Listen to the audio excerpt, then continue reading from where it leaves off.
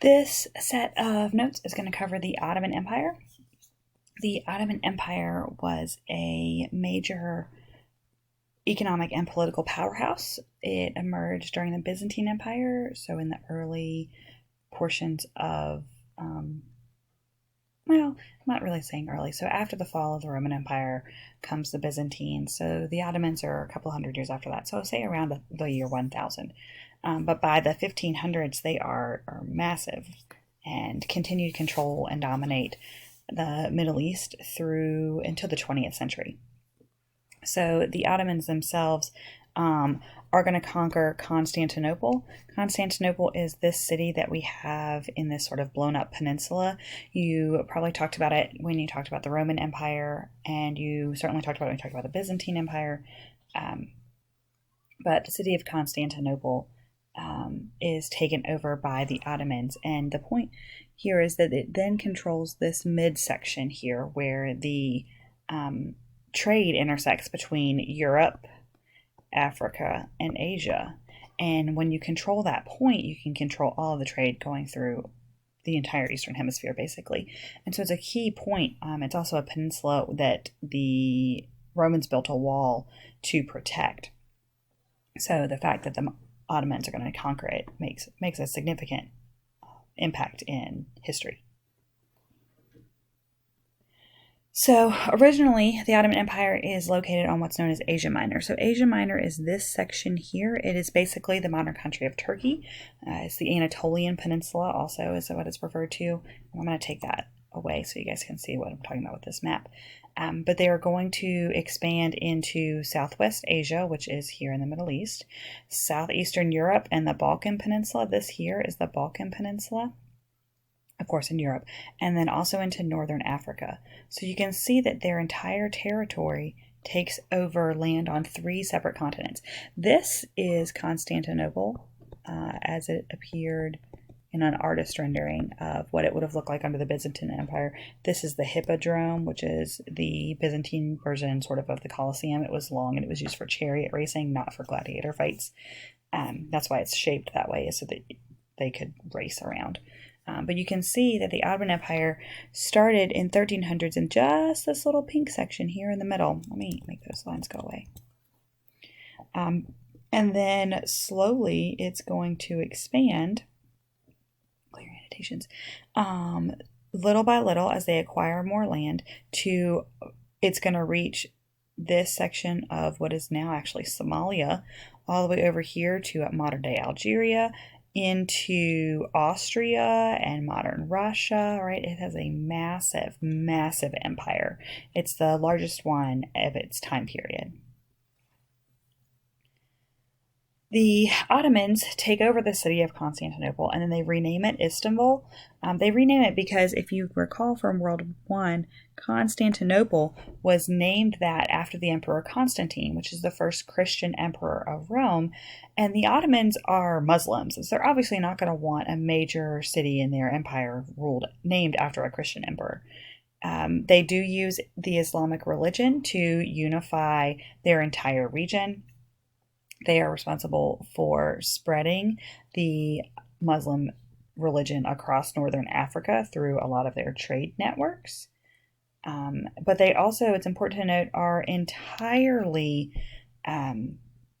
tolerant of the other religions. And that's actually a huge piece of economic power, because if they're tolerant of other faiths within their empire, then they're more likely to be able to trade with other cultures. Because think about, they're trading with Asia from people coming from China, so those people are generally Buddhist.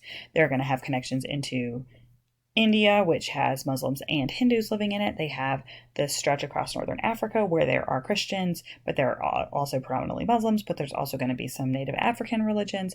So by being super tolerant of other faiths, they are much more capable of trading and influencing people.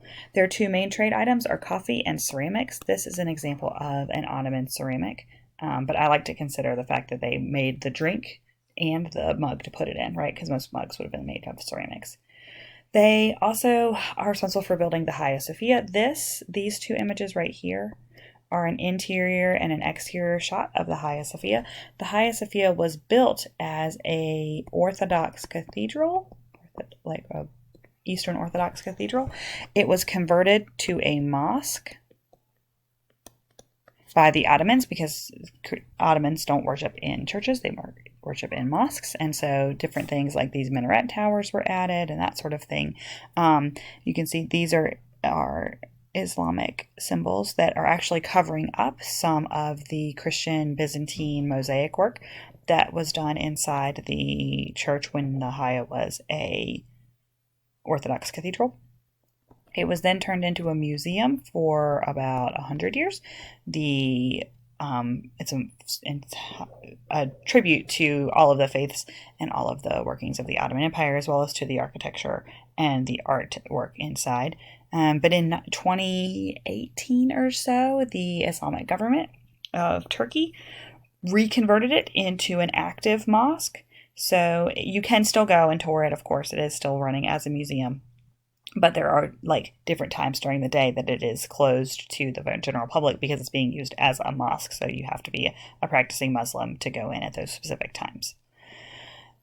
Sinan is a very famous architect it's not up on the screen, there we go, of the Ottoman Empire, and he's responsible for laying out the foundations for most modern mosques. Most modern mosques are built in nearly squares in order to hold these round domes, and they also have these minaret towers. And Sinan is a very famous architect of the time. He was basically the head architect for the country. He worked for the sultans and orchestrated dozens of buildings, if not maybe hundreds of buildings, had a hand in their layout and their design. They also are famous for their calligraphy and for their paintings and their manuscripts, for the textile work and the ceramic work that they do in the Ottoman Empire. They are a very, very wealthy, very diverse economic powerhouse. Politically, they have a bureaucratic government. That means that they have, just like we have a bureaucratic government in the United States, they have one key political leader who divides out tasks throughout the empire and has different people carrying out those tasks. That's what a bureaucracy is. But it is a sultan. A sultan is a hereditary system, just like a king in Europe would be. So he is also tied to the religion. There's no separation of church and state in the Ottoman Empire. As the leader of the country, you are also the leader religiously as well. Economically, you can see, if I color in a little bit, like this is the Ottoman Empire right here. And you can see that they are at the heart, at the crossroads for this purple trade route, this yellow trade route, the blues, and the reds, right? So these are the Western European sea routes, the Trans-Saharan, the Silk Roads, the Indian Ocean and South Asia maritime routes, and they are the middle point of all of those. So the Muslims, like we've talked about, they are very well placed, very well positioned to be the center economically for what they knew as the entire world. You can see this map is in 1500, so you need to remember that the Spanish have only been in contact with the New World for 8 years at this point. So obviously the world is changing, but for what most people recognized as the world at this point, the Ottomans are at the center point of all of it. So they are super pivotal, super powerful organization. That's it for the Ottomans. Let me know, as always, if you guys have any questions.